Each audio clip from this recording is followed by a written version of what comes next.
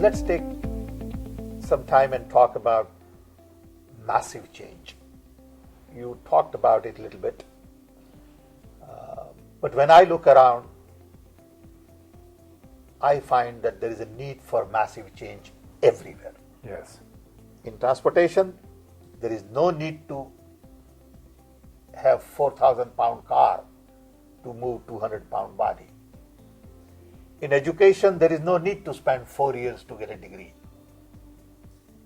In health, there is no need to spend the kind of money we spend to get well. Everywhere I look around, I find the opportunities are huge.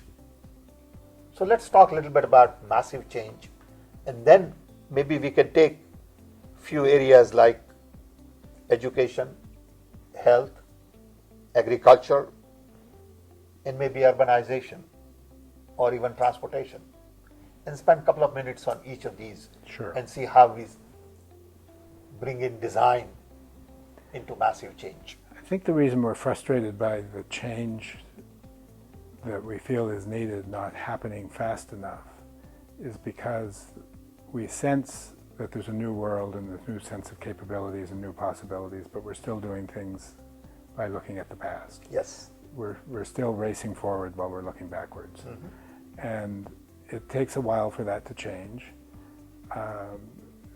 Look at Henry Ford, for example. Mass production existed for a long time until he saw the disassembly of carcasses in the Chicago meatpacking district. Until he saw that, he didn't have the vision of the assembly process that he added to the mass production process. Tell us a little more about it. Well, mass production existed for, depends how you want to count, say 100 years, from the 1800s, before Henry Ford developed his process. Mm-hmm. And his process was the combination of existing mass production with the modern idea of assembly, mm-hmm. which he had that idea while looking at the meatpacking district in Chicago. Mm.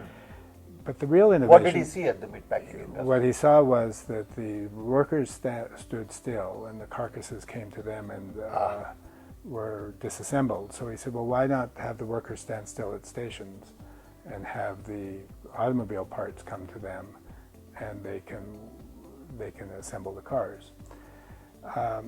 But the real innovation for Henry Ford went beyond that. He created a savings bank for his employees to save money so they could buy cars. He created the dealer network so that people had a way of buying cars. So he did the whole value chain. Yes, exactly. So, but that took 50 years for that to evolve, and then it became normal. So we're in that same transitionary period. We're moving from an economy of scale to an economy of choice. Right.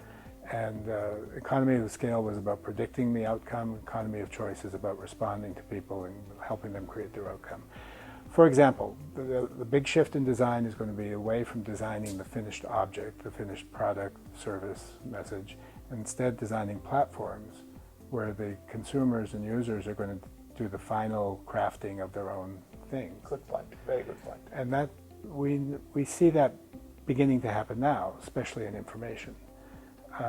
But we're still using the models of the past, the lenses of the 20th century, to design things for the 21st century.